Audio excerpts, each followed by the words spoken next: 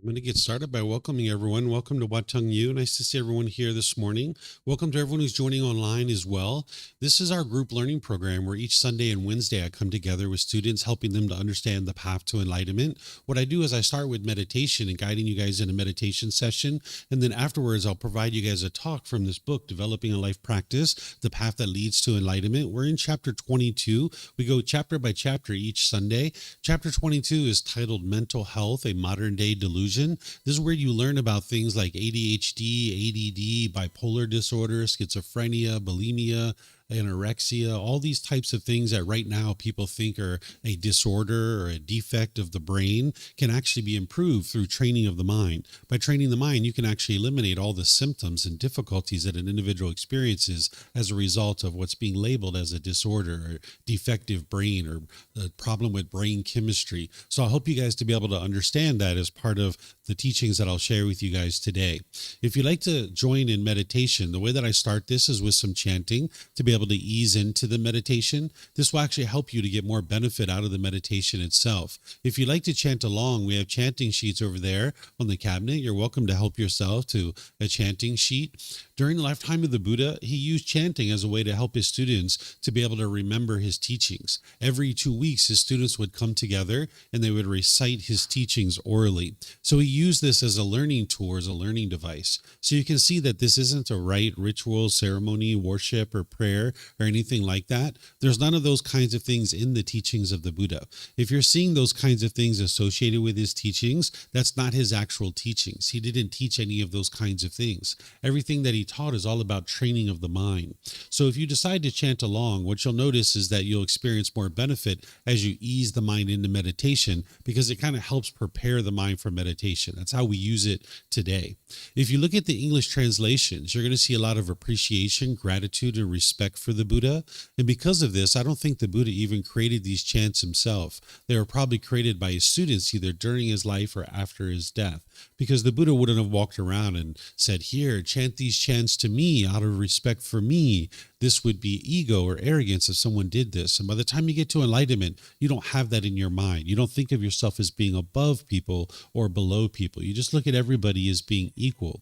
But if you learn from a teacher how to move from anger, sadness, frustration, and all these other discontent feelings to the enlightened mental state where your mind's completely peaceful, calm, serene, and content with joy, no longer experiencing those discontent feelings, you might actually have a lot of appreciation, gratitude, and respect for that teacher too, because the Buddha was just helping people out of the kindness of his heart, and people oftentimes had a lot of appreciation and gratitude for him because he was helping them to move from this anger and frustration and guilt and shame and fear, stress and anxiety to this peaceful and joyful mental state. So you're welcome to chant along if you'd like.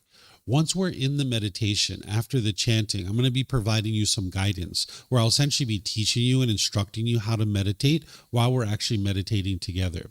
Then there's going to be a period of time of quietness where we're just all meditating. Everyone here at the temple and anyone joining us online will just all be meditating at the same time. Now, during this period of time of quietness, I'm sure you're going to hear occasional sounds. You might hear a car go by, a dog barking, a bird chirping, someone here might cough or sneeze. This is all normal. If you're in meditation with a craving for permanent silence, when you hear a sound, you will cause your mind to be annoyed or frustrated. This is what's actually causing these feelings. Oftentimes people think it's the outside world that's causing the feelings that they're experiencing, but in reality it's what's going on within your own mind, that the mind in the unenlightened state craves permanence while you live in an impermanent world. Things are going to be constantly changing all throughout your life. And if you understand that, you can be at ease. You can be in meditation, hearing that sound, understanding it's going to arise, it's going to change, and then it's going to fade away.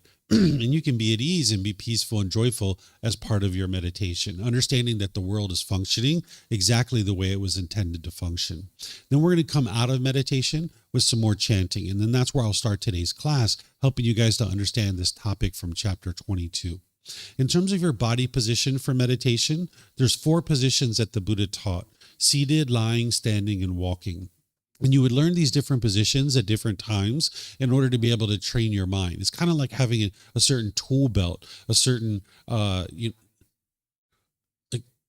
are you looking for me to move my car, sir? Are you looking for me to, Excuse me, sir. Are you looking for the white car to be moved? Is that what you're asking for? Okay. Do you have to move your car? Is that what you're? Okay. Is there someone here that knows how to drive an electric car? You can do it. Okay. Yeah. So I think you know my car, right? Oh, okay. It's the white car, the MG4. Yeah. You guys can probably figure it out. I parked in a different spot today than I normally park, so I didn't think he was going to need to get out. So normally he doesn't leave on the weekend. So back to what I was sharing in terms of our meditation, there's 4 positions that the Buddha taught in order to meditate. There's seated, lying, standing, and walking. And you would learn these different positions at different times as part of your journey to enlightenment. It's kind of like having a tool belt, and you use the different tools that you need at different times in order to be able to train your mind, because your body can't be in the same position permanently. So the Buddha taught these 4 different positions to be able to help you to be able to train your mind. So there's various courses and classes and retreats that will help you to be able to learn these different positions. But since oftentimes people are starting in the seated position, I'll share with you guys some suggestions on the seated position to be able to help you guys get started with meditation if you haven't been meditating before. So there isn't just one fixed way to actually meditate. You can meditate any way you like. You can sit on the floor, in a chair. If someone's at home, maybe you're on your bench or a sofa or a wheelchair, you can sit however you like. What I'm going to share with you are just suggestions or recommendations that you might consider. And you can use something that I'm sharing, or if you come up with something on your own, you can actually use that as well. What's important is that the body's comfortable, not painful and not luxurious, but in the middle where it's comfortable, so you can actively train the mind. So if you're on the floor, you might have some cushions under your rear. This is going to help soften your seat a bit. And if you're going to bring your legs together in the cross leg positions, you might just decide to do that lightly. Whereas if they're real tight, this can impede the circulation in the lower body. Some people like to put their legs off the mat. This gets your hips up in the air, and it lessens the angle at the hips, the knees, and the ankles, allowing the circulation to flow. The Buddha put his right hand over his left with his thumbs together, and he put this into his lap. If this is comfortable for you, you could use it, but it's not about everybody doing it exactly the same way. There's other options here as well. Some people like to put their palms on their thighs or their knees. Some people put their palms up. Some people rest their hands comfortably in their lap. So you can put your hands and arms wherever you like. And the same thing's true for anybody who's in a chair or on a bench or a sofa or a wheelchair. You can also sit however you like. Some people like to put their feet flat on the floor or lightly cross at the ankles, but you can see me sitting in this chair with my legs crossed, so this is an option as well. And then you can put your hands and arms wherever you like. In terms of your upper body, it's helpful if this is erect, with the sternum up and the shoulders back. It'll help keep the mind attentive and alert during the meditation. Whereas if you were slouched, the mind would have a tendency to be dull or lethargic. But if you were real rigid with the upper body, the mind can be overactive or uptight. So you'd like the upper body to be erect with the sternum up and the shoulders back, because this will help keep the mind attentive and alert during the meditation. What meditation is a dedicated, active, purposeful training session where you're eliminating certain unwholesome qualities and you're cultivating certain wholesome qualities. So you'd like the mind to be attentive and alert during the meditation. This will help you to actively train your mind. So by having the sternum up and the shoulders back, not only will it help you to actively train your mind, but it'll make it easy for you to breathe in through the nose and out through the nose. So again, I'm going to do some chanting to ease into the meditation. You guys are welcome to join in, and then I'll come back in with the guidance to be able to help you after the chanting.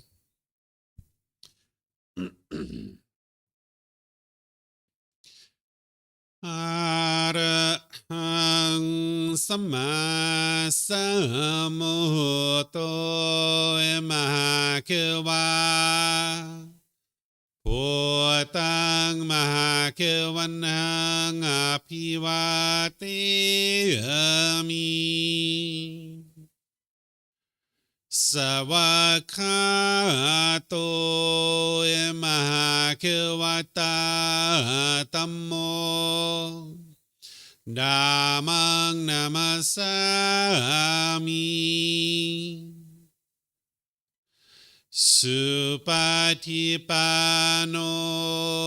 Mahakavato Savakasangho Sanghang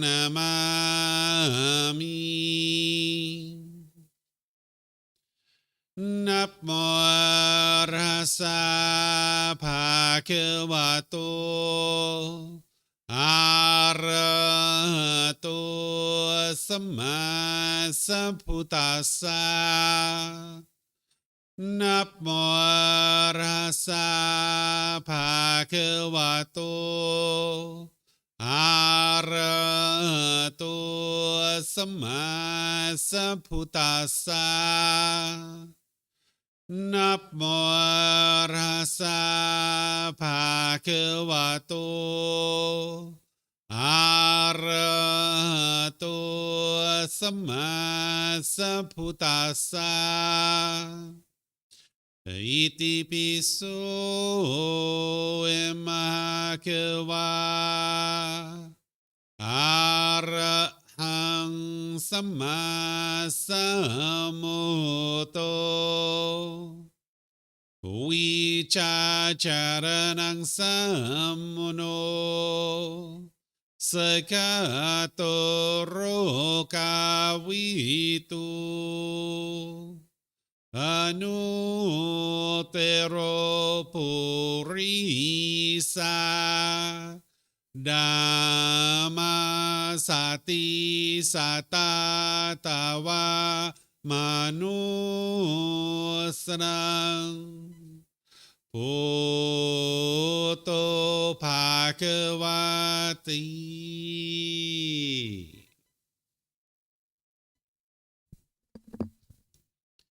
Okay, with the lower body and hands and arms comfortable, in the upper body erect, just close the eyes and start breathing in through the nose and out through the nose. Here you're just looking to establish the breath, a nice, natural, steady, consistent breath, not forced or controlled, just a gradual breath in through the nose and out through the nose. Breathing in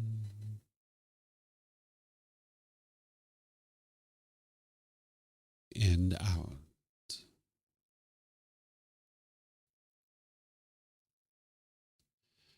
Breathing in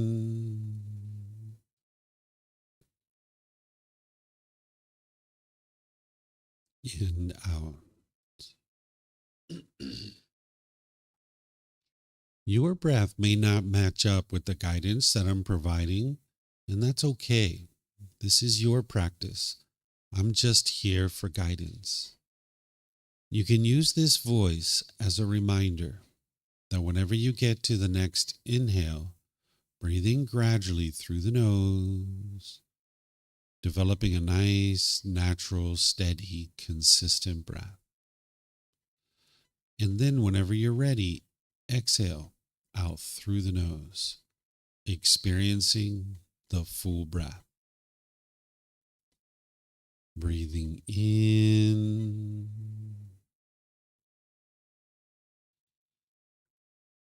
and out.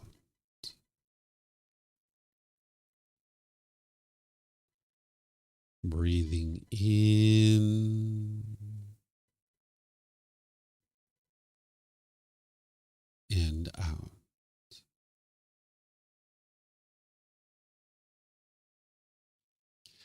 With the breath well established, start fixating the mind on the breath, either the sound of the breath coming into the nose or the sensation of air moving over the skin into the nose. The breath is the present moment. Fixate the mind on the breath, the present moment. Breathing in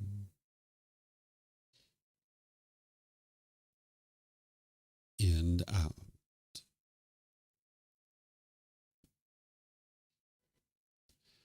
Breathing in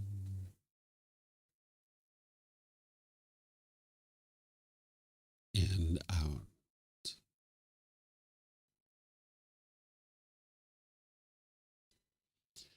With the mind fixated on the breath, whenever you notice that it moves off the breath, cut that off, let it go, and come back to the breath, the present moment.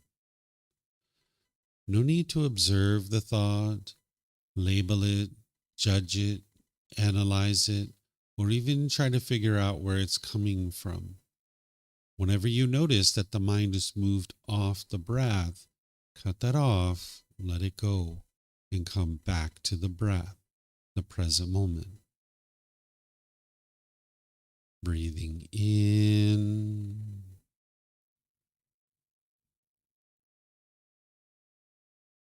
and out.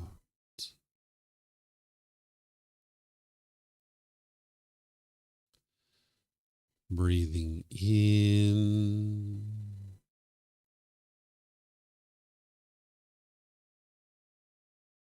and out.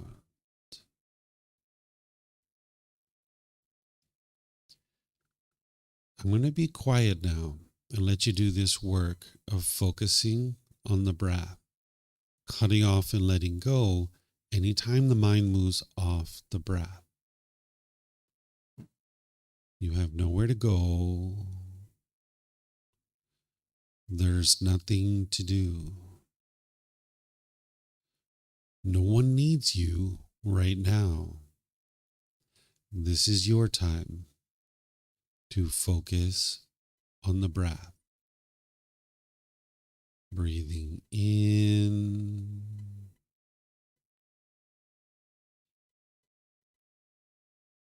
and out.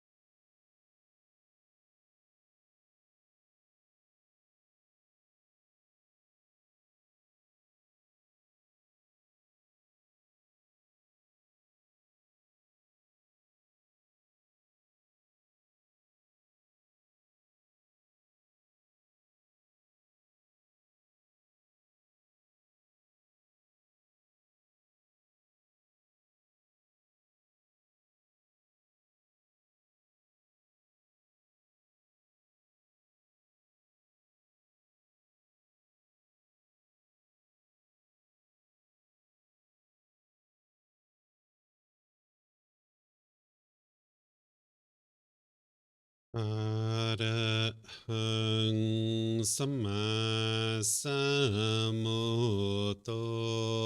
Emakewa Otang Mahakewanang Apiwateyami Savakato Emakewata Tammo Dhammang Namasami Supatipano Emakewato Savaka Sangho Sanghang Namami Namo Rasa Bhagavato Arahato Samma Sambuddhassa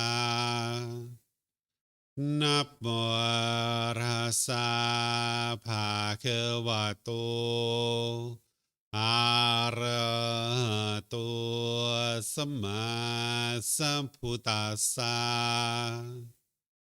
Namo Rasa Bhagavato Arahato Samma Sambuddhassa Iti piso emakewa Arahang Samma Sambuddho Vicacaranang Sammuno Sakato Rokawitu Anutero Purisa Dhamma Sati Satatawa Manusanang Oto Bhagavati.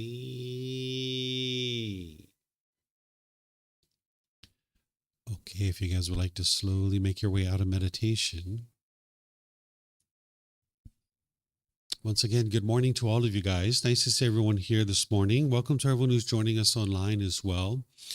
The individual who we refer to, the Buddha, figured out over 2,500 years ago how to get to enlightenment. One of the things that he discovered about the mind in the unenlightened state is that it lacks wisdom. There are certain things that the mind lacks wisdom about, that there are certain aspects of the world that the mind just doesn't understand. And because it doesn't understand those things, it continues to struggle and have difficulties. When you're experiencing anger, sadness, frustration, irritation, annoyance, guilt, shame, fear, stress, anxiety, loneliness, boredom, shyness, resentment, jealousy, all these feelings that one's experiencing, it all comes back to a lack of wisdom in the mind, that the mind just doesn't understand certain aspects of the world. One of the things that the mind doesn't understand is how the mind itself actually functions, that we actually lack wisdom about how the mind functions. So a Buddha figures this out as part of their journey to enlightenment. They figure out, why do we experience things like anger, sadness, frustration, and all these other feelings? And then they figure out the solutions of how to actually fix this. So the Buddha figured out how to get to a point where the mind's completely peaceful, calm, serene, and content with joy. And it's all based in cultivation of wisdom. There's no belief in his teachings. But oftentimes what an individual is doing in the unenlightened state is they're going around the world believing a bunch of things. And one of the things that the mind oftentimes believes in the unenlightened state is that it's other people who are causing you to be angry or sad or frustrated or some other discontent feeling. And also people even believe nowadays that these feelings are actually caused by what's going on in the brain, that they might think that there's a chemical imbalance in the brain.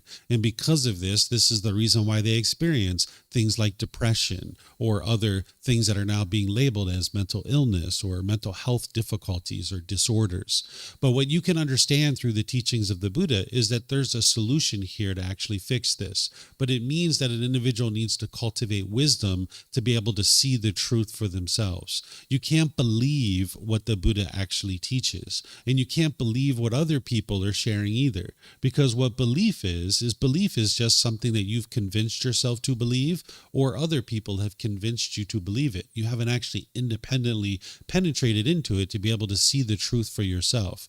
If you're going to be able to understand what causes these feelings in the mind and ultimately fix it, you're going to need to get to wisdom. That's what actually transforms this lack of wisdom in the mind. The way you get to wisdom is you learn something intellectually, you investigate and examine it. Then you reflect on it to verify, is it true or is it false? Through your own direct experience, what you experience on a day-to-day basis. Does that particular teaching that you learn intellectually explain what you experience on a day-to-day basis? But then you're going to need to practice the teachings, integrating the training into your day-to-day life to be able to train your mind and uproot the causes and conditions that are producing these feelings, so that then you can see the truth, to know with 100% certainty what is actually producing these feelings and how to actually solve it and how to eliminate it. Oftentimes people, when they experience anger and sadness and frustration, what they will do is they will push people away. They'll think that this other person is causing your discontent feelings. So you might have pushed away friends or family out of your life. You might have pushed away a certain situation. This is called aversion, where you think that the feelings that you're experiencing is coming from something external. So you'll tend to push this stuff away. Or you'll be bitter and harsh and hostile to people through your intentions, your speech, and your actions, almost feeling justified in the way that you're functioning, thinking that it's the other person who's causing you to do that, where in reality it's the mind itself that's causing this. Or the third thing that someone will do when they think that it's other people who are causing their feelings is they'll tend to put their expectations on people and try to pressure them to do things a certain way. So the Buddha helps you to be able to see through his teachings that all of this is not the way that would be wise to function in the world. That you can get to a point where you're living a better way of life, where your mind's completely peaceful, calm, serene, and content with joy, where you have focus, you have concentration, clarity, and deep memory, where you no longer experience things like anger, sadness, frustration, and all these other discontent feelings, where all your relationships in life can be harmonious, where you're not being bitter and harsh and hostile to people. But again, it means that you're going to need to learn, examine, and investigate teachings intellectually. You're going to need to reflect on those teachings to verify if they're true or false, and then you're going to need to practice those teachings and be able to see the truth for yourself. Because one of the things that we lack wisdom of nowadays is mental health. We oftentimes think that the things that we experience on a day-to-day basis is due to a defective brain. This is kind of a pervasive common thought in the world, where when you penetrate into this, you can see that all of these things that people are referring to as a mental disorder or mental illness can actually be resolved through training the mind, whether it's ADHD, ADD, bulimia, anorexia, any kind of eating disorders, any kind of bipolar disorder, schizophrenia, any of these things, major depression. This can all be improved through training of the mind. But oftentimes people don't understand that because they haven't grown up learning that kind of thing. So I'm going to help you guys to be able to see what's actually causing these feelings. And then I'm going to help you to be able to see how what we're currently thinking in the world about these mental disorders and mental health is actually a delusion. It's not actually true. That when you come to understand what's actually causing these feelings and what's causing the lack of concentration or focus in the mind and all these other significant challenges that people experience due to mental health challenges, you can actually solve this. So while the mental anguish that people are experiencing in a day-to-day basis is 100% real, the cause of what is causing this is not a defective brain. It's because the mind is just untrained, and because an individual hasn't learned how to train their mind, they're going to continue to experience the difficulties and struggles in day-to-day life. I realize me sharing this may be completely opposite of what you currently think about the world, but that's because of the lack of wisdom that the mind has. And what a Buddha does is they figure out things that aren't necessarily conventional wisdom. That while an individual who's a Buddha understands the world and understands what it is being experienced in the world, they're not soiled by the world. They're not tainted by the world. Whereas if you don't have wisdom about how the world truly functions and how the mind functions, your mind will be conditioned to think in the same way as everybody else, instead of being able to penetrate into what is true reality and being able to see true reality. So a Buddha isn't tainted by the world. They're not soiled by the world. Even though the world might have certain conventional views, certain beliefs that they're believing, a Buddha doesn't believe in any of those things. They actually penetrate into what's really the true source of what's going on in the world so that they can see the true wisdom and true reality, and then they share that with other people in a way that they can independently verify and see the truth for themselves. So I'm going to share with you some topics here, some information that you're going to need to learn, investigate, and examine. You're going to need to reflect on, and then you're going to need to practice to be able to see the truth for yourself. I'm going to be pausing a few times as I speak in order to open up for questions that you guys might have. You guys are welcome to ask any and all questions that you like, whether you're here at the temple or you're online. If you're here at the temple and you'd like to ask questions, we have microphones. So there's a white bowl there in the middle of the room. There's also one up here in the front. If you could get a microphone and take it back to your seat, just press the gray button. You'll see the lights come on. And if you hold this up to your chin, we'll be able to hear you here at the temple, and they'll be able to hear you online as well. If you speak here without a microphone, they won't be able to hear you online. And then you're welcome to keep this with you because you might have more than one question, or someone around you might have a question, and you can just share the microphone with them. And if you're not using it, if you could turn it off, that'll be helpful so we don't get feedback through the speakers. And then for anybody who's online, if you guys have questions, you can put that into Facebook, YouTube, or Zoom in the comment section, and I'll be able to see that. Or in Zoom, you can electronically raise your hand and ask any and all questions you like that way, just by unmuting your microphone. So the first thing that a student starts with when they start on their journey to enlightenment is understanding what's called the Four Noble Truths. This is a teaching that I've taught in this program multiple times. We're now in chapter 22 of this program. It's a 7-month program where over a period of 7 months, I gradually walk students through week by week by week, each individual chapter in this book. Many of you may not have actually been here when I've taught this topic of the Four Noble Truths before. So what I'm going to do is kind of give students a refresh that we're actually here. And then for the students who weren't here, you can actually kind of glean some of the information from the Four Noble Truths, because you need to be able to understand this important teaching to be able to understand about mental health and how what we're currently understanding as mental health issues and being a defective brain is actually not really true. So I'm going to help you guys to be able to understand these 4 simple statements of what is the problem in the mind, what is the cause of that problem, what is the elimination of it, and what is the path forward. I'm going to help you guys to be able to see this because this is the very first teaching of the Buddha, and it's something that you need to penetrate into and be able to see for yourself in order to be able to see that what we're currently thinking about mental health is not actually accurate. So in order to understand the Four Noble Truths, you need to first understand the 3 universal truths. And I've taught this before as well as part of this program. This is a building block that helps you to understand the problem in the mind, the cause of that problem, the elimination of it, and the path forward. So I'm just going to kind of give a recap of all these things so that we can jump into talking about mental health more directly. So the 3 universal truths are helping you to understand how the world is. And the first universal truth is a universal truth of impermanence, helping you to understand that things are constantly changing in the world around you.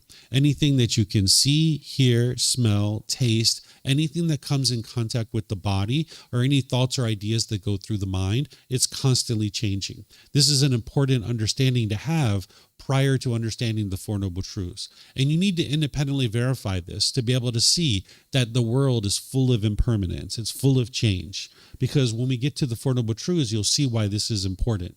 So you need to independently verify this by looking around the world and seeing that things are constantly changing.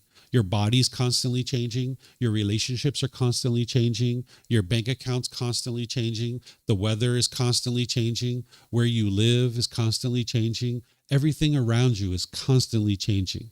So this is an important building block by the time we get to the Four Noble Truths. Then there's the universal truth of discontentedness. This helps you to understand the mind and what is experienced in the unenlightened mind. These are called conditioned feelings, that based on some condition, you will experience a feeling, either pleasant, painful, or neither painful nor pleasant. Pleasant feelings are things like happiness, excitement, elation, thrill, exhilaration, or euphoria. Painful feelings are things like sadness, anger, frustration, irritation, annoyance, guilt, shame, fear, stress, or anxiety. These are very painful to experience. Then there's neither painful nor pleasant feelings. I put boredom and loneliness here, but some people say that that's quite painful for them. So you might put that in the painful category. But shyness is a good example of this, where it's not painful and it's not pleasant. These are what's called conditioned feelings. This is where the mind is shaken up. It's unsteady, it's uncalm. That the mind bases its inner feelings on some condition. So in the unenlightened state, if you see that it's sunny outside, you might get really happy and excited about that. That's called a conditioned feeling. That based on a condition of the sun being present, you will now experience happiness. But the problem with that is that the sun is not permanent. So if you base your happiness on the sun, that means your happiness is not permanent. That when the sun goes away, when it's raining, then now you'll experience sadness or anger or frustration or some other discontent feeling. Or if you get really happy when your bank account balance is up here, that's a conditioned feeling. Based on the condition that your bank account balance is here, you will now be happy. But the problem with that is not permanent. So that means when your bank account balance changes, now you're not happy anymore. You're sad or frustrated. And the thing that's happened here is change. That's all that's happened, is things have changed. So the mind's conditioned feelings are that based on some external condition, the mind forms a certain feeling, that it craves permanence. You're going to see this when we get to the Four Noble Truths, that the mind is craving for things to be permanent while you live in an impermanent world. So the mind is forming its inner feelings based on external circumstances, craving for things to be a certain way. So this is discontentedness, and you need to be able to see how your mind experiences each of these feelings, and that your mind is shaken up during this period of time. This is why you haven't been able to get to permanent happiness, because your mind is experiencing temporary happiness. Your mind is only temporarily happy because it's experiencing conditional happiness. So what the Buddha is teaching you to do is to be able to get to unconditioned happiness, where the mind can just always be happy at all times. And there doesn't need to be any condition met in order for that to occur. But you can't do that as long as you're experiencing conditional feelings. So we're going to talk about this some more when we get to the Four Noble Truths. And then there's something called the universal truth of non-self, which I won't go into a lot of detail here, which I do in other programs, which this is actually a solution for one of the problems that the Buddha discovered in the mind. One of the things that the Buddha discovered is that the mind wants to be perceived by others in a certain way. That your mind will cling to your self-image or your self-identity, wanting to be perceived by others in a certain way. And you can only be happy if you're being perceived the way you want to be perceived. So for example, if you've been in a social situation where you spilled something on your clothing and you were embarrassed in that situation, that's because your mind's clinging to this self-image, wanting to be perceived by others in a certain way. And you can only be happy if you're being perceived that way. So if your clothes are clean, you're happy because you're being perceived the way you want to be perceived. But when you spill spaghetti sauce or chocolate ice cream on your clothing and people see that, maybe you think like, oh, I'm a slob, and now people might perceive you that way, and now your mind doesn't like that.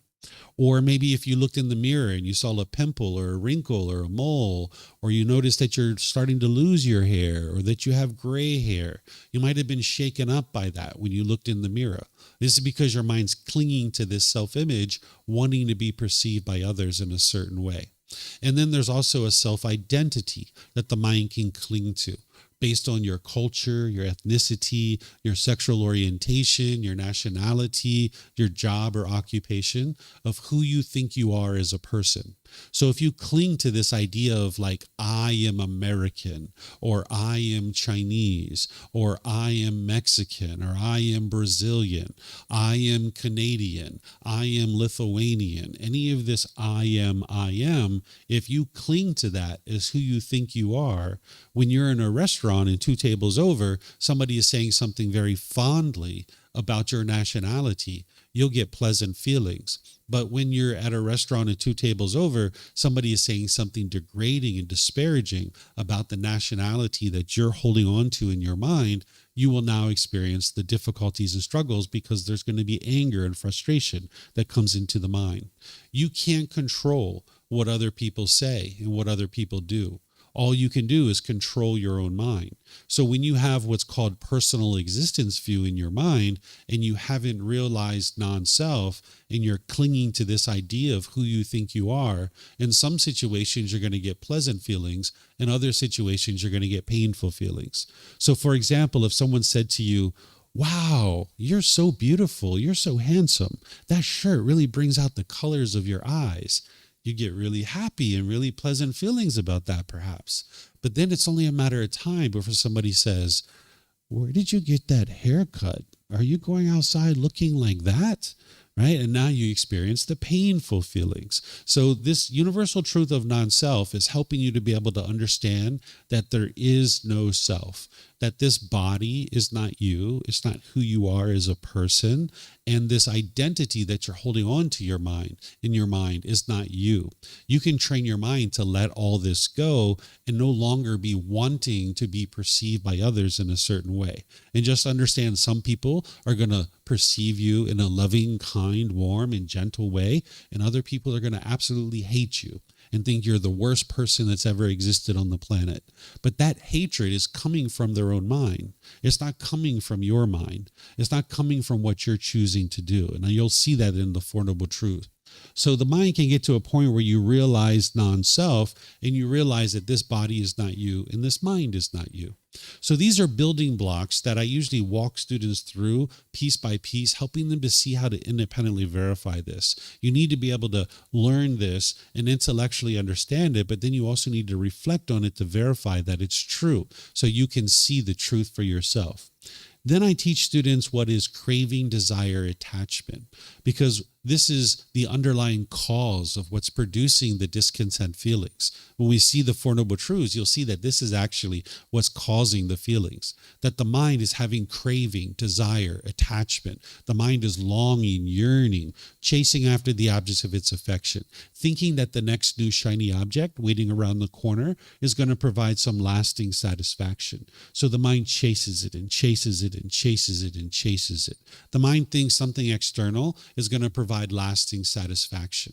So you might have noticed that your mind pulls in the direction of the objects of your affection, where maybe you were in the mall and you saw a brand new pair of shoes and you're like, oh, new pair of shoes. I just got to get those shoes. Oh my gosh, everything's going to be so great if I can just get those shoes. And now if you go in the store and they have your size, you'll be so happy and you'll be excited because they have your size and you got your shoes. But if you go into the store and they don't have your size, you'll be angry or frustrated or agitated or annoyed or some other discontent feeling. So you need to understand what a craving, desire, attachment is, these wants and expectations. This is the mind longing, yearning, seeking satisfaction externally, thinking that there's some external object that's going to provide lasting satisfaction. So the mind will chase it and chase it and chase it. It's kind of like the mind thinks, what do I need to feel better here? More money. That'll fix everything. Let me get some more money. So the mind will chase after that for a while. And if you get your money, you'll be happy about that. But if you don't get it, you'll actually be sad or frustrated. But even if you get your money and you're happy about that, that'll ultimately fade away. It's temporary. And then your mind's like, what do I need to be happy here? A new boyfriend, a new girlfriend, that'll fix everything. Let me get one of those. And now you'll chase after that for a while. And you'll get your new boyfriend or girlfriend and you'll be happy for a period of time, but then that'll fade away too. You'll get upset and angry and frustrated and you'll be right back where you started from. And then the mind's like, what do I need to feel better? And you're like, I know what I'll do. I'll go to Thailand. that'll fix everything. Let me go visit Thailand. They have this mango and sticky rice. They have massages. They have elephants to play with. Thailand will fix everything. Let me go to Thailand. And now you're really happy and excited to come to Thailand. But then when it's time to go back home, maybe you're angry or frustrated or annoyed or disinterested in going home. So this is all being caused by craving, desire, attachment. It's not the object itself that is the craving. It's the way that the mind longs and yearns for the object. So once you understand these fundamental building blocks, now you can explore the Four Noble Truths. This is where it really comes together for you. This is the very first teaching to be able to see what is the problem in the mind, the cause of that problem, the elimination of it, and the path forward. And if you can penetrate into this and you can see the truth for yourself through the guidance that I'm going to share with you, you can have a real breakthrough to fully understanding what's causing these feelings, because then you can actually eliminate them. If you continue to go around the world thinking that other people are causing these feelings that you experience, you'll never be able to eliminate them. You'll just be angry and have stress and anxiety for the rest of your life. But if you can penetrate into this teaching and then learn all the other tools and techniques that the Buddha shares to help you train your mind, you can get to a point where your mind's completely peaceful and joyful. You can get to a point where your mind's actually enlightened and you no longer experience anger and sadness and frustration. And it all starts with this teaching. So the first thing, the first noble truth, is helping you understand the problem, that everyone in the unenlightened state will experience discontentedness. This is the problem that you're experiencing, that your mind is happy and excited and elated and thrilled, having euphoria, but then you're angry and frustrated and sad and disappointed, but then you're feeling shy and embarrassed and disappointed, but then you're angry and frustrated, then you're happy and excited. Your mind essentially goes up and down, up and down, up and down. There's periods of time of peace and calm here and there, but it's only a matter of time before you become annoyed or frustrated about something. That's the problem that the mind is experiencing in the unenlightened state, that it's shaken up, it's unsteady, it's uncalm, that this mind is not stable, that the mind is experiencing the shaking up. So this is the problem. The second noble truth is explaining the cause of this, that discontentedness is caused by the mind's craving, desire, attachment. The mind craves for things to be permanent, when in reality, everything in the world around you is impermanent. You need to be able to see this. So I'm going to give you some examples here so you can penetrate into this and see it for yourself. And then I'm going to invite you to look at your own life to be able to see this for yourself. So the mind in the unenlightened state is experiencing happiness, those pleasant feelings, those painful feelings like anger, sadness, and frustration, and the neither painful nor pleasant feelings like shyness and others, because of its craving, because of its longing, yearning. It's craving permanence while you actually live in an impermanent world. So for example, if you get together with a boyfriend or girlfriend and you're really happy and excited about this is because your craving is getting fulfilled. But then over time, as the relationship deteriorates and you guys break up and you're now angry or sad or frustrated, it's not your love that's causing this. When you're missing this person, when you're lonely and bored, it's not your love that's causing that. Love doesn't cause painful feelings. If you think love causes painful feelings, you're not understanding what love is right now. What's causing these painful feelings is that the mind is craving permanence. It's wanting this relationship to be permanent, when in reality, this relationship is not permanent. It never was permanent, but the mind's lack of wisdom is holding on and craving this permanence. So now when you experience this breakup, the mind doesn't like that. So when someone dies that's close to you, you might have had mom or dad or brothers or sisters or grandma and grandpa that has died, and you might have grieved or been sad or sorrowful during this period of time. You're not a bad person. You haven't done anything wrong. It's just that the mind is craving permanence. And the mind can only be happy when it's getting what it wants and what it expects. And when it's not getting what it wants, the mind experiences painful feelings. So if grandma and grandpa are alive, the mind's happy about that because it's getting what it wants. But when they die, the mind doesn't like that. It doesn't like this impermanence. It doesn't like this change. It's craving permanence. It's holding on to grandma and grandpa, wanting them to be permanent, when in reality, they had to die, because every single one of us is going to die. We were born So therefore, we have to die. This is the impermanent nature of the world, that everything around us is constantly changing.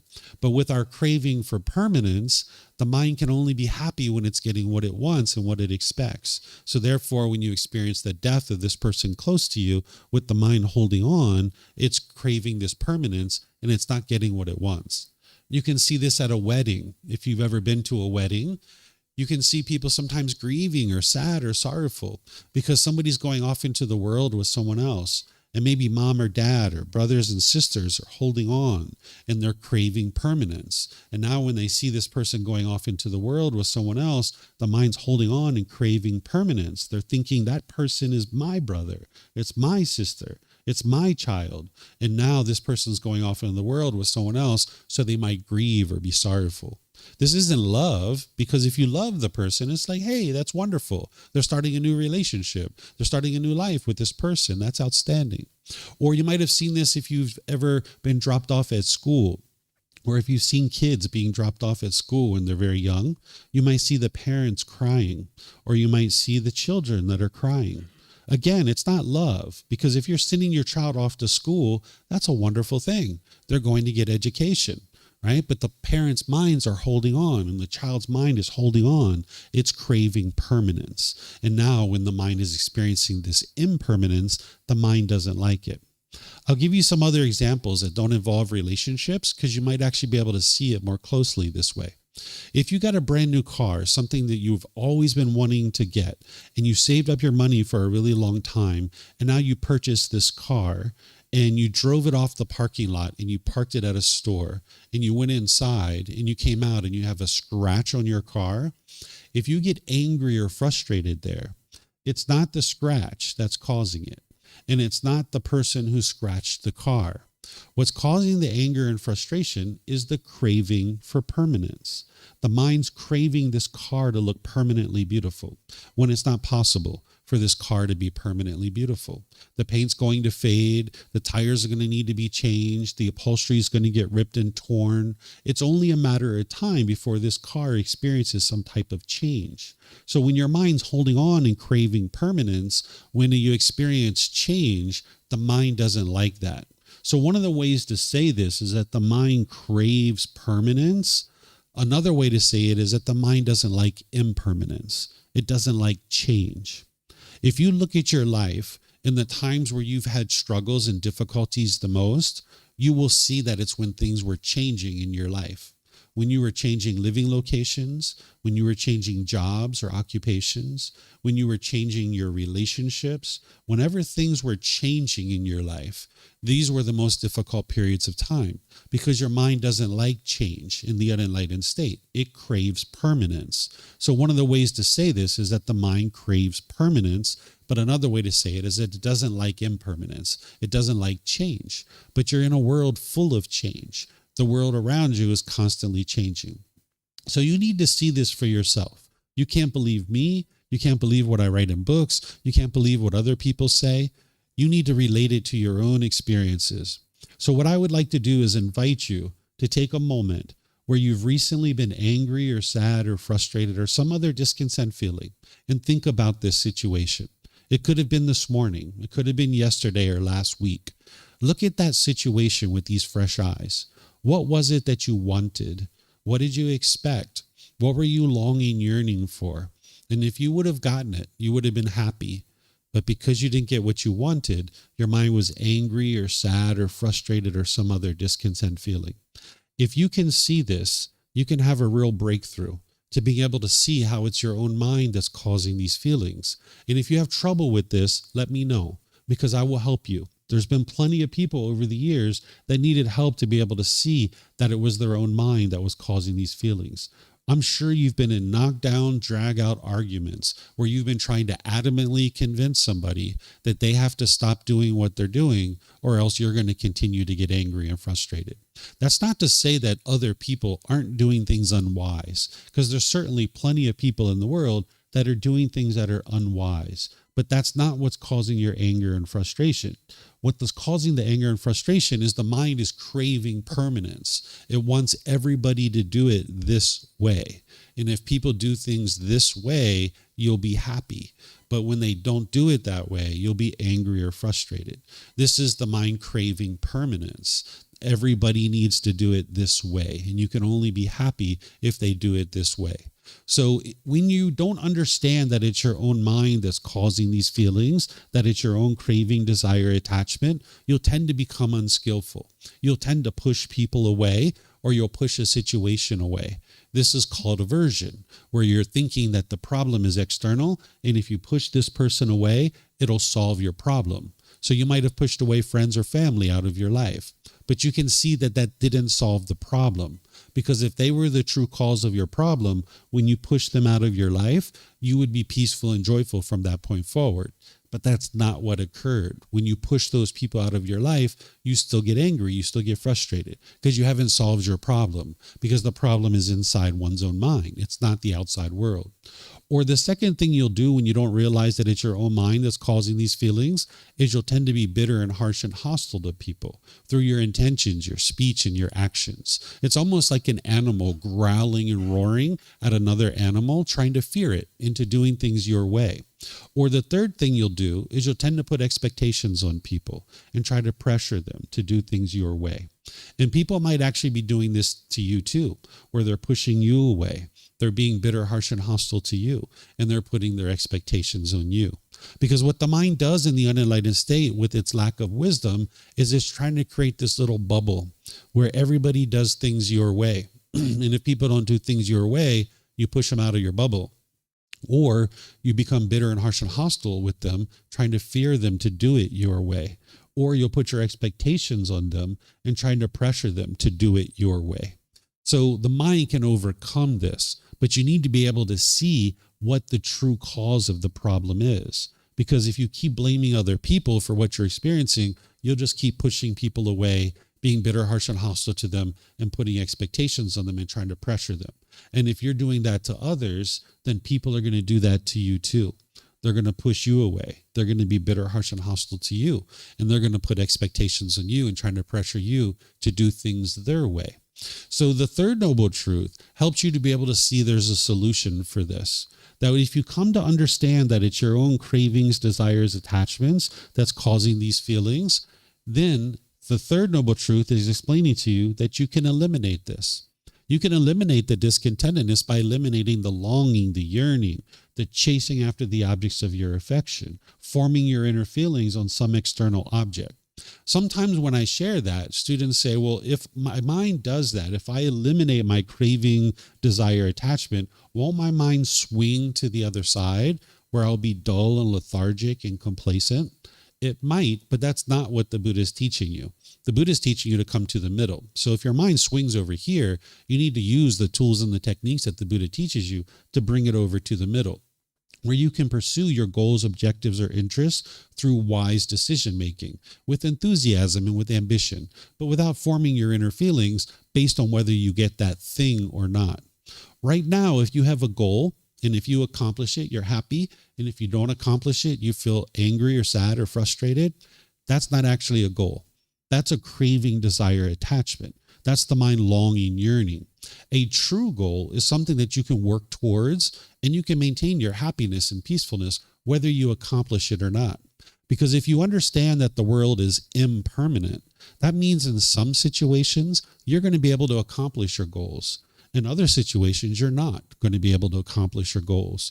So if you actually form your feelings based on whether you accomplish your goals or not, you're sabotaging your ability to actually be happy, because that's not a true goal. Because in some situations, you're going to be able to accomplish your goals. In some situations, you're not. So you can actually train your mind to maintain your peace and joy, whether you accomplish your goal or not. That you can make wise decisions towards your goal, fully realizing that you may or may not actually accomplish it. And now if you're 80% of the way towards your goal, you can add more resources to it to be able to help you accomplish that. You can extend your timeline to give you more time, or maybe you're just fine with the 80% and you don't need to go any further. So this third noble truth is helping you to be able to see that you can eliminate your discontentedness by eliminating the longing, yearning, and chasing after the objects of your affection. And the way that you do that is through the fourth noble truth. This is the path to eliminating discontentedness, which is the Eightfold Path. This is the complete perfect plan that's helping you to be able to understand how to actively train your mind and move it to this enlightened mental state. This is a core central teaching that I've taught many times as part of this program to be able to walk students through to be able to understand this. I'm actually going to be teaching it on Tuesday next week, or actually this week, I guess, which is 2 days from now. I'm going to be teaching it as part of the Foundation and the Path to Enlightenment course, which is a Monday through Friday, 9 a.m. to 3 p.m. course that I'm going to be teaching all this week. It's available for you at no cost. You're welcome to come to any parts of that you like, but I'm going to be walking students through this entire path. And it starts with right view. Having the right view of what's really causing these feelings. Because if you're going to get to the point where your mind's completely peaceful and joyful, you need to understand what's causing the anger and sadness and stress and anxiety and all these other feelings. If you don't understand what's causing it, you would never actually be able to fix it.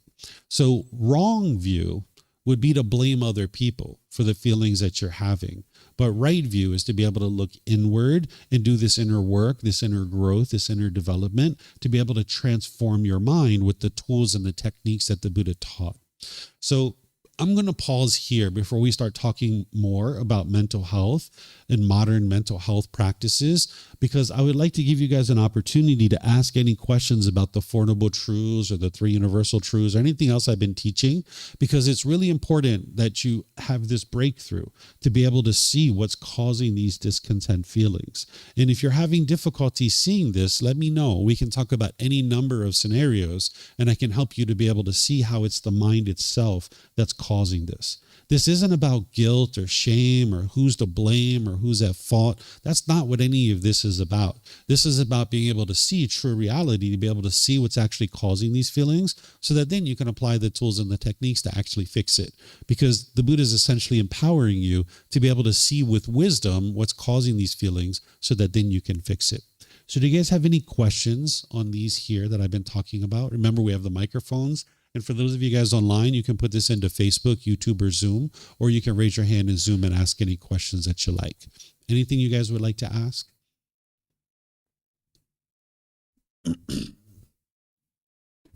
Okay, looks like we have some questions coming in on YouTube. So let's see here.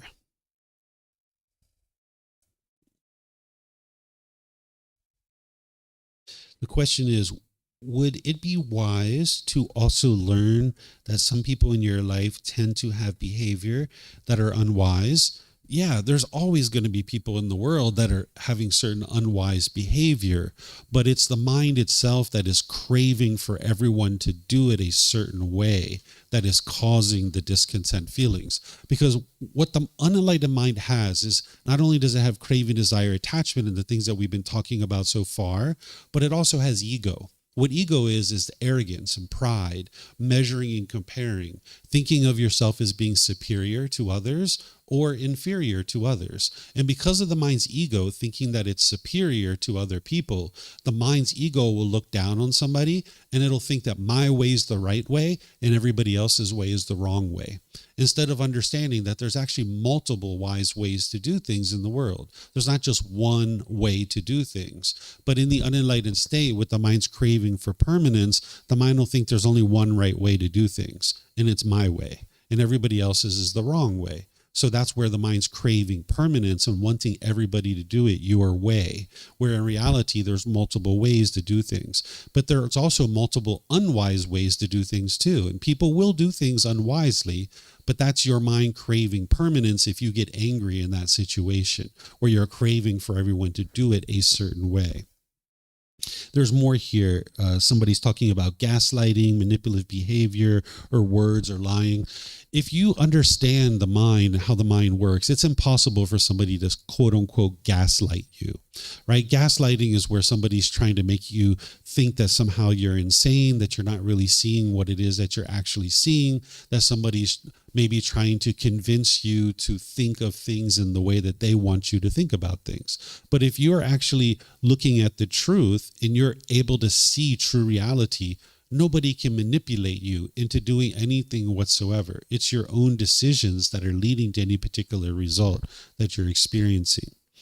Some more here, they say, these behaviors can hurt you too. How do we handle this or interact with these people in your life, especially if they are friends or family?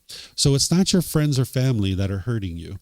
This is what the mind thinks in the unenlightened state due to its lack of wisdom, that it firmly believes that outside people are actually causing the painful feelings within your own mind. If that was the case, nobody could ever get to enlightenment. It would be impossible, because this individual who the Buddha or any other person who's enlightened, if they were around somebody who says something degrading and disparaging, for example, they would get angry or frustrated. But for an enlightened being, you can say anything around them and they wouldn't be upset. They wouldn't be angry. They wouldn't be frustrated. They still would maybe choose not to be associated with that person and move on, but they're not going to experience any discontent feelings. But in the unenlightened state, you're going to want and expect everybody to talk to you in a certain way. And when they talk to you that way, you'll be happy and excited. But then when they don't talk to you that way, you'll be angry and frustrated. This is the mind craving permanence, where there's not this permanence in the world where everybody is going to treat you in a certain way. It's just not possible because you live in an impermanent world. So you need to be able to get to the point where you can see this and you can train your mind to be unaffected by what other people say and what other people do. And that's what the Eightfold Path will help you to be able to accomplish. Any questions here? Anything you guys would like to ask? No questions? Okay. All right. So what I'm going to do here is I'm going to move on. Moving on with the understanding that you have understood that it's craving, desire, attachment that's causing these feelings, that it's the mind longing, yearning, craving permanence. And if you can't see that yet, you're going to need to be able to see that to understand what I'm sharing next, because I'm going to help you guys to understand how what we're currently thinking about modern mental health is actually not true. It's not brain chemistry that is actually causing these problems. So the brain is not the mind, and the mind is not the brain. These are actually two completely separate things.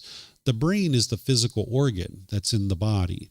The mind is non-physical. It's non-tangible. You can't actually touch it. You can't actually point to it because it's not physical in nature. So when the mind is experiencing things like sadness, stress, and anxiety, and all these other feelings, what people are doing is they're tweaking brain chemistry in order to be able to change what they're experiencing in the mind. But you can't experience a change in the mind that is permanent and 100% solution by just tweaking brain chemistry. There's a connection between the two. The physical brain and the mind, there's a connection between these two. So if you make changes to the chemistry in the brain, you'll see changes that are occurring in the mind, but it's not permanent because it's just being affected by the brain. You haven't actually cleaned up the underlying cause of what's causing the sadness and the frustration. The craving, desire, attachment, the cause of discontentedness is in the mind. It's not in the brain. You can't tweak brain chemistry in order to be able to eliminate craving, desire, attachment. So the chemicals are not a permanent solution. By tweaking brain chemistry, it's not going to solve the discontentedness because it's not the brain chemistry that is causing the sadness and the anger. It's the craving, desire, attachment in the mind. The mind needs to be trained to let go, where the mind's no longer longing and yearning and craving for things to be permanent, because things are going to be constantly changing in your life. So for example, when we started out our class, we had a certain number of people that were here. And then as I was teaching, more people came, right? That was impermanent. So more people came. And then as I've been teaching, there's been a few people that have actually left. This is just change. That's all that is. If the mind was holding on and craving permanence and wanting everybody that came to actually stay, then when somebody gets up and leave, I would be angry or frustrated or sad. There's no amount of tweaking of brain chemistry that's going to train your mind that the world is impermanent and to no longer crave permanence. What you need to be able to do is train your mind to let go and no longer crave permanence. That meditation we just did, the breathing mindfulness meditation, where you're focused on the breath And anytime the mind moves off the breath, you cut that off and let it go and come back to the breath. This isn't to eliminate your thoughts. Sometimes that's what people think based on the guidance. The goal of this meditation is to notice your thoughts sooner and sooner and cut them off and let them go easier and easier. What this is doing is training your mind to let go, to let go, to let go. So for example, if you're checking into an airport and you think your flight's leaving in 1 hour from now, and you're checking in with your bags and you get to the front of the line and the ticket agent says, "Hey, I'm sorry, ma'am. I'm sorry, sir. You can't check in right now. Your flight's delayed. You're not leaving for another 3 hours. You can't check in right now." If you notice your anger starting to arise, you can actually cut that off and let it go. Because what the mind's doing there is it's craving permanence. It's craving for every airline company, every plane to take off on time, where it's not possible.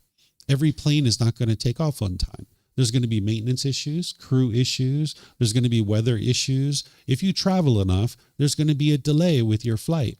But what the mind will do with its craving for permanence is it'll blame the airline company. It'll think the airline company is causing your frustration. So if you can train your mind to let go and understand impermanence, when you're informed that your flight is delayed and you're not taking off for another 3 hours, it's kind of like, well, of course this would happen, right? Because the world is full of impermanence. But if you're craving permanence, if you just can't wait to get to that mango and sticky rice, you just can't wait to get to those massages, and you're just dreaming about Thailand for the last 3 months, the last 6 months, and you just can't wait to get there.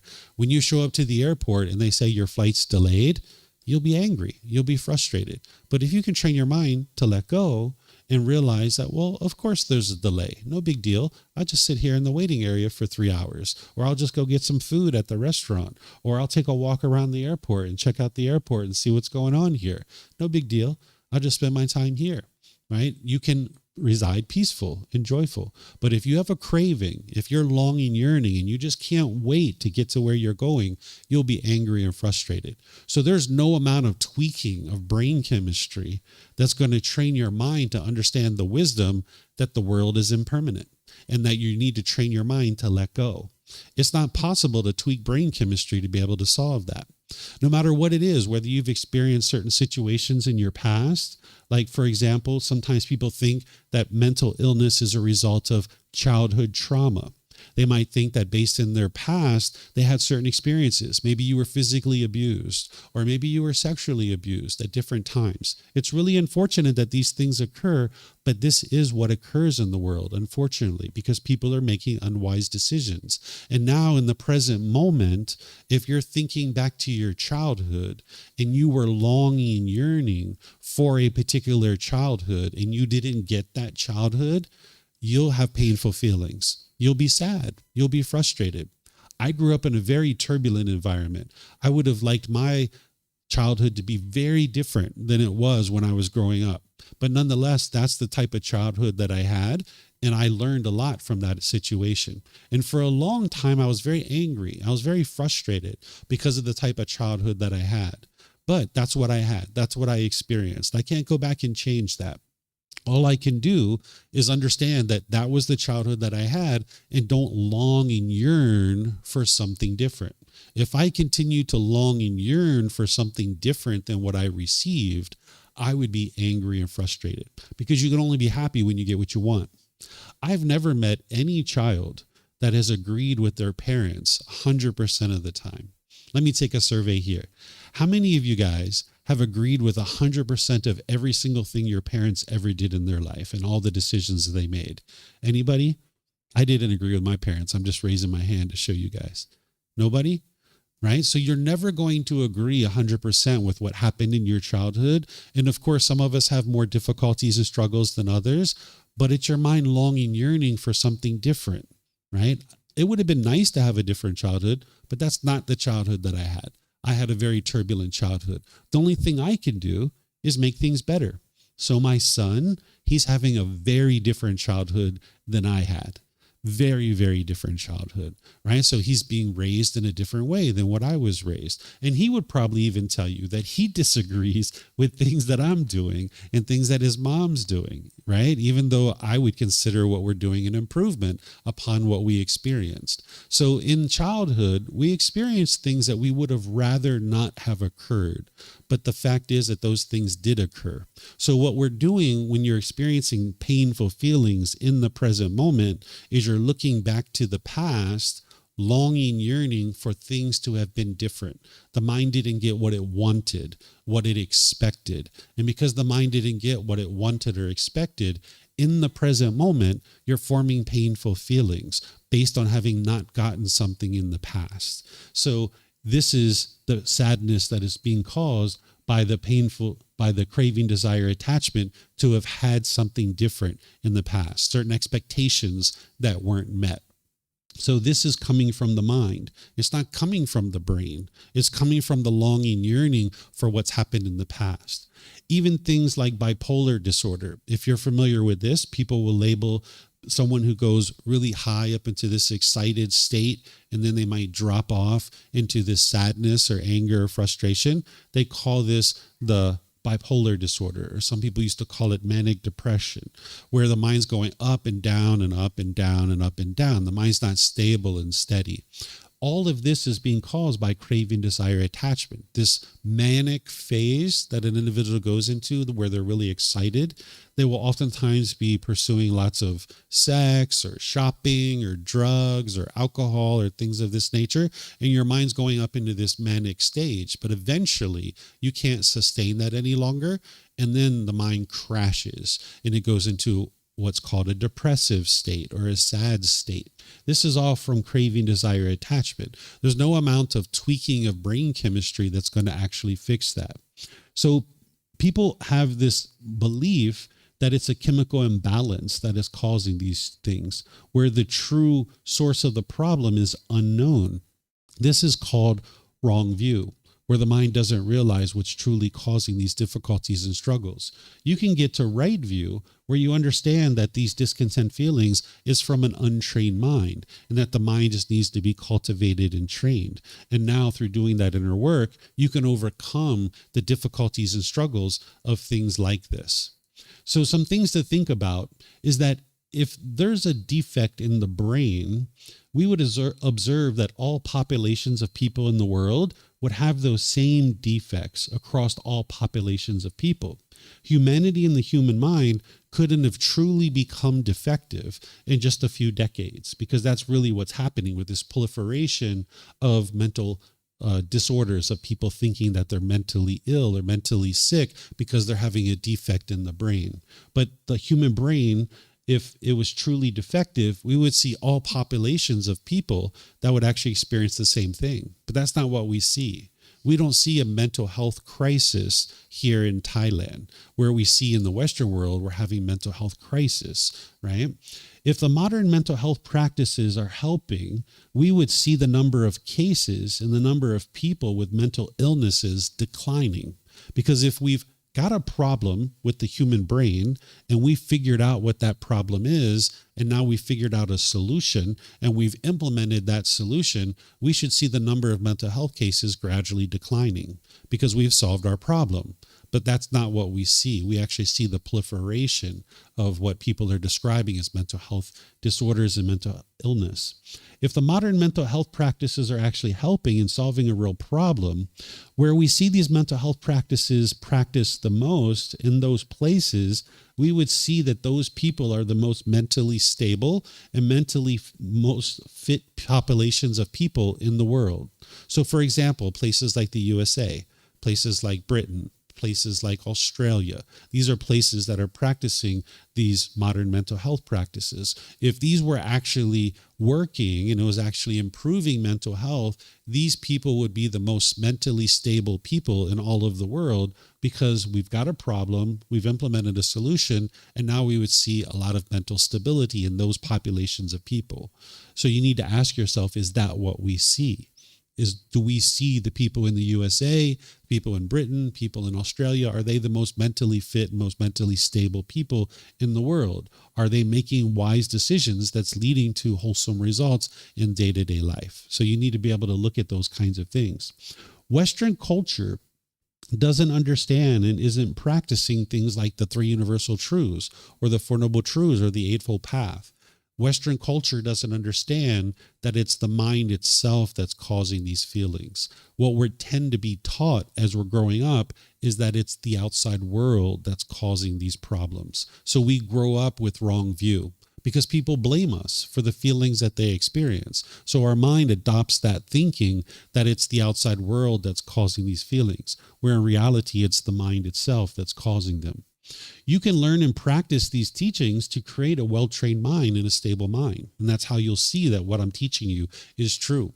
Because right now, you probably experience a certain amount of stress and anxiety or frustration or guilt or shame or fear. And if you train through the teachings of the Buddha with the Eightfold Path, learning that deeply, you'll be able to see that gradually, slowly but surely, the condition of your mind in your life gradually improve. And that's how you'll know these teachings are actually working. You can gradually eliminate medications. If you're currently on medications, I don't suggest you run out and eliminate those right away. You need to first start training your mind with the teachings of the Buddha. But as you do and you train your mind, you can get to a point within consultation with your doctor, in consultation with your family, you'll be able to gradually reduce and ultimately potentially eliminate your medication. There's been plenty of students that have done that through learning the teachings that the Buddha taught. I'm one of those people. I was relegated to medicine for 24 years. I took all kinds of medicines, but slowly but surely, as I trained my mind, I was able to eliminate all of that. I haven't taken medicine for over 8 years. I gradually trained my mind to get to a point where I understood the teachings of the Buddha, and I no longer experience anger and sadness and frustration or any of these other feelings. I used to have difficulty sleeping at night. I used to have to take a handful of medicine just to be able to sleep at night. Now I sleep like a baby every single night. I can fall asleep within 5 or 10 minutes every single night, no problem whatsoever. But at one time in my life, it wasn't like that. So these teachings that have helped me, they've also helped countless other people that are experiencing the same thing. So if somebody is on medications now for anything like ADHD, ADD, bipolar disorder, schizophrenia, any of these kinds of things, if you actively train your mind over a consistent long-term basis, you'll see that your mind is becoming more stable and steady. Your doctors will be able to see that as well, and they will most likely support you in reducing and ultimately eliminating your medication. And then you don't have to relegate yourself to this expense, because through taking medications, you're going to have expenses as well as side effects from all of these types of things that you'll have to live with for the rest of your life. And you're never going to get a permanent solution because you're tweaking brain chemistry rather than actually training the root cause of the problem, which is the mind itself.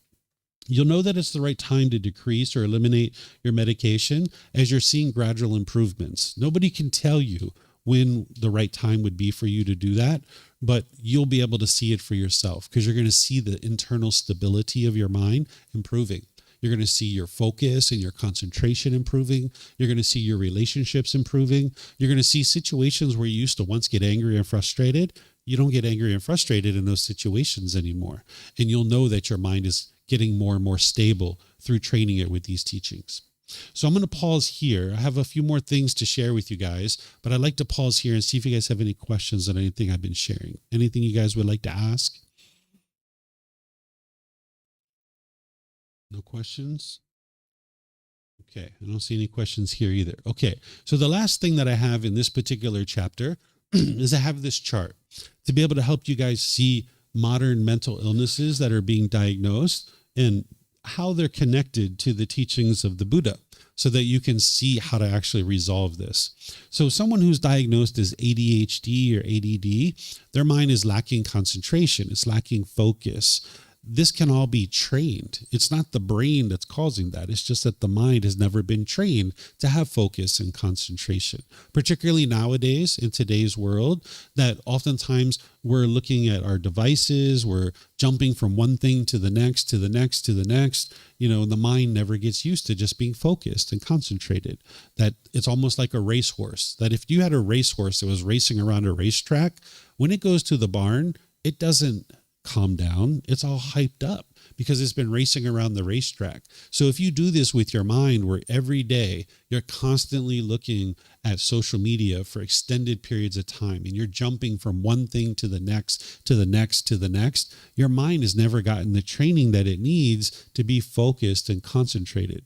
So you might decide to start reducing your social media intake, whereas now you're doing that for 3 hours, 6 hours a day. You might bring that down to 30 minutes or an hour. But then you're going to need to implement the other training that the Buddha teaches you with meditation and with practicing singleness of mind in your day-to-day life, where you can just do one thing at a time and your mind can just be very focused and very concentrated. But if you haven't trained your mind to do that, you will lack concentration. And then somebody will tell you that you have ADHD or ADD, and then you'll take this medication thinking that that's somehow going to improve it. But if you train your mind with the teachings, you can get to the point where you're practicing right concentration and your mind's focused. Someone who might have been diagnosed with anorexia or bulimia or some other eating disorder. This is the mind craving to look a certain way. And the mind looks maybe at magazines or they look at celebrities on the internet and they see these photoshopped images that they look a certain way. And now their mind is craving to look that way, not even realizing that that's not even how that person looks in real life, right? So now the mind thinks the way to get to that particular appearance is to maybe have, where you starve yourself or you make yourself vomit and that you don't ingest the food. So people think that that's a mental disorder and it's a defect of the brain, where in reality, it's just the mind craving to look a certain way, not realizing that everybody looks different, that we're all impermanent. Some people have one shape, another person has a different shape, another person has another shape. This is just the impermanent nature of the world. I could go through each one of these, but I'm not going to do that because you can look in the book and you can see this for yourself. There's multiple things here, even like OCD. This is obsessive compulsive disorder, where someone's craving things to be permanent and look a certain way. Sometimes all the way to the point where somebody will comb the carpet in their house. Like if they have little fringes on their carpet, they will comb the carpet, or they will obsessively put pillows in their house in exactly the same spot. And they can't be happy unless everything in their house is a certain way. This is the mind craving permanence. That's all that is. Not understanding impermanence. That sometimes the pillars are going to be one way, sometimes the pillars are going to be another way, and this is okay. You don't need to train your mind that everything has to be a certain way all the time. That's the permanence that the mind's craving. PTSD. This is where somebody has had a certain trauma in the past. That's what they call it, is trauma. But really all it is an experience. Like say somebody went off to war and they experienced a certain situation. Well, now in the present moment, their mind is clinging to those experiences and forming feelings today based on experiences in the past. You can train your mind to let that go and realize that those things are in the past, and you don't need to form feelings today based on things that happened in the past. So there's multiple things that an individual might experience, even suicidal thoughts. If you talk to someone who actually would like to kill themselves, if you talk to them closely, they'll tell you they really don't want to die. They're not interested in dying.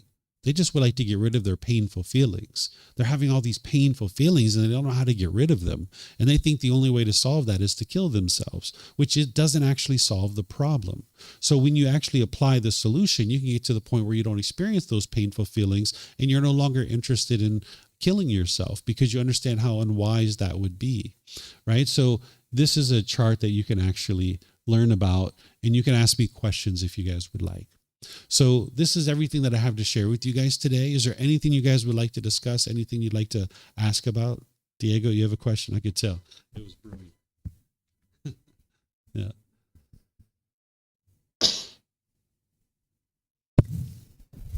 So, David,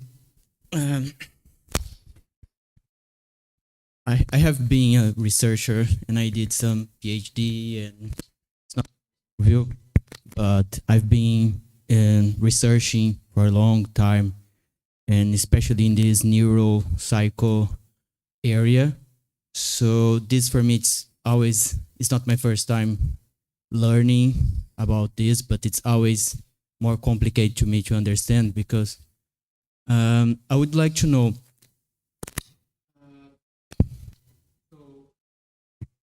The microphone's impermanent.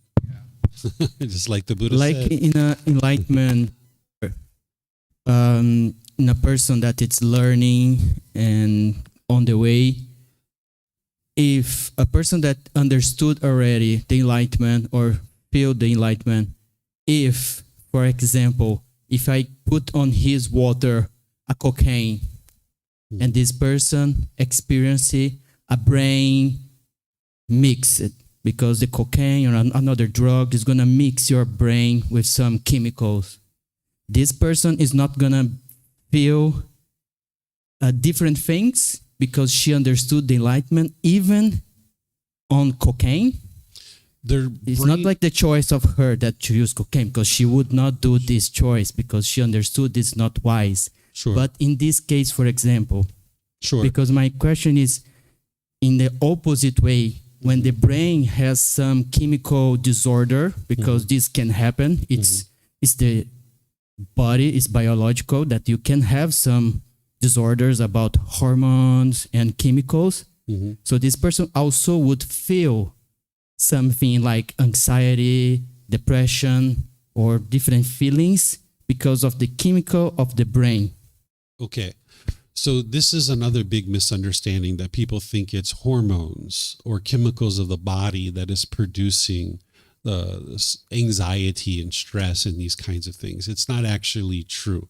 This is something that doctors will even tell you. If you talk to enough doctors, they will say they feel like they know the least about the brain in the human body. And they say that everything that they currently know about the brain, they think that that represents about 1% of what there is to know about the brain, right? So there's really not much understanding in the medical field about the brain. And they usually don't even really talk about the mind very much because they don't see those two things as two separate things. But we can see that very clearly, that these two things are actually separate. So if an enlightened being is experiencing ingesting of cocaine, like you just mentioned, of course, they wouldn't choose to do that themselves. But if you slipped it into their drink, their brain chemistry is going to change. And now they're going to experience the results of that changed brain chemistry, because changing the brain chemistry will influence the mind, but it won't 100% fix what's going on in the mind. So the medications that people are taking to try to change sadness and frustration, all it's doing is numbing the mind. That's all that stuff's doing. It's not actually uprooting the root cause, which is the craving, desire, attachment. So on a temporary basis, using your example, this cocaine will influence the mind, but it won't be permanent. As soon as that chemical is out of the body, the mind will now function the way it has always functioned as an enlightened being in your example. So I will give you an example that people think, like, when we reach puberty, sometimes people think that it's the hormones that are producing the feelings that you're experiencing. That's not what it is. My son, he's been training his mind for a very long time. I started formally training him when he was 6 years old, but there were things we were doing even before that to help him train his mind. But we formally started training him when he was 6 years old because he asked to be trained in the teachings of the Buddha. Now he's almost 14. So he's been going through puberty in the last year and a half or so, right? Well, there was a period of time where he started to become a little bit arrogant, a little bit prideful, but it wasn't hormonal, right? This was the mind's conceit. This is the ego, the arrogance. You start getting hair in a couple places. Your voice starts to get deeper. You start to be taller than your parents. He's taller than his mom now, right? So the ego comes out. The conceit comes out. It's not hormonal. It's from the mind. It's from the conceit that the mind's like, look at me. I'm Mr. Big Guy now, walking around the house with a deep voice, where I used to talk like a little kid, but now I'm talking like this. And now I think that I'm Mr. Hotshot walking around the house. So I just needed to help him see what his mind was doing, because he already understood these things, that he had trained his mind before, but he's not enlightened yet, of course, but he's really far along on the path. So when I started sitting down and helping him to be able to see that his ego was coming out and his conceit was coming out, he changed it and he fixed it. He's still going through puberty. He's still experiencing all the same hormonal changes, but now he doesn't have that ego. He doesn't have that pridefulness. He doesn't have some of the hostility was coming into his mind a little bit. So he actually changed all of that by training his mind. There was nothing hormonal that he did in order to change that. It was him cultivating wisdom to realize what he was doing was unwise. And then it was a matter of him actively applying effort to get rid of that out of his mind so that now he could start being polite and respectful and kind to his mom and to me and functioning without this conceit. So this is a big misunderstanding as well, that people think that it's hormonal, that they're experiencing these different things that are happening, but it's actually all coming from the mind itself. Mm-hmm.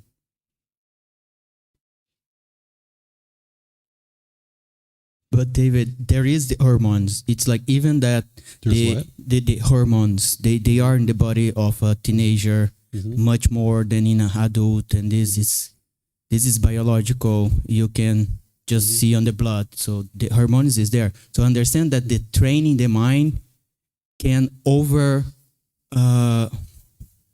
over the hormones, but the hormones is that's why he's taller, is because of one hormone. This is not the mind that's making him taller. It's a body.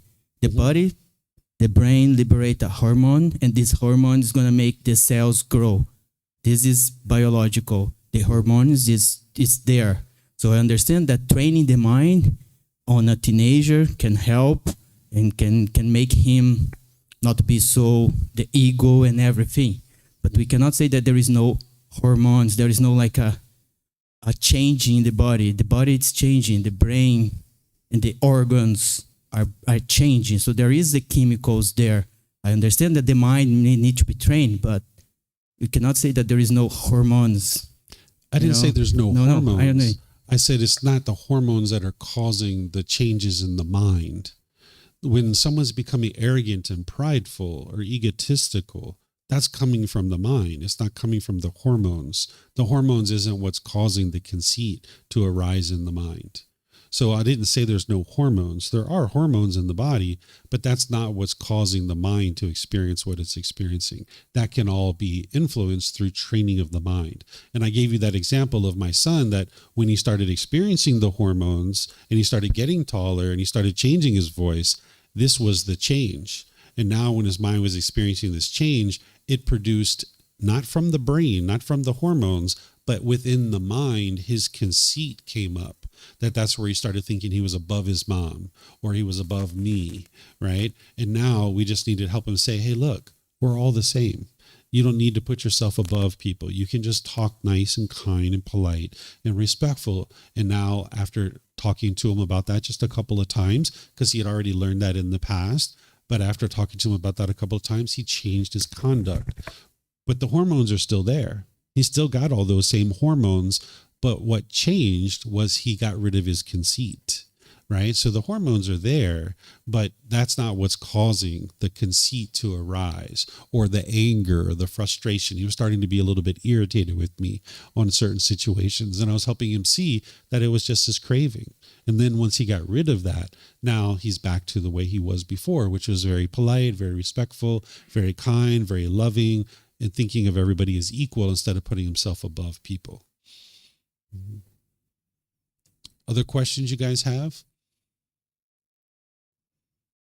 Okay, so what I'm going to do then is I'm just going to end the way that I typically end class by thanking all of you guys for joining. Thank you for your interest to learn the teachings of the Buddha. As you guys would like to learn more, there's opportunities for you guys to do that. You can see our bulletin board over there. You can see our website. You can come talk to me and I get you plugged into the things that you need to learn. I suggest you guys start with this first book. As you guys see, we're in chapter 22 now, but we're going to be restarting this program from the very beginning on August 9th. And you can attend this from here in Chiang Mai, or you can attend as you travel, because we have live stream, we have recordings, and all of it's available for you. You can get the books online for free by downloading those. You can take it and go print it yourself if you like. You can get printed versions here by reimbursing us for our printing costs, or you can get them on Amazon. The best place to start is at the beginning of the book. Now we're getting deeper into the book. So this is why this topic, it kind of needs a little bit of previous understanding to really be able to fully understand this. So whatever you guys choose to do today, have a very lovely and wonderful rest of your day. Perhaps we'll see you next time. Take care. Sawadee ka.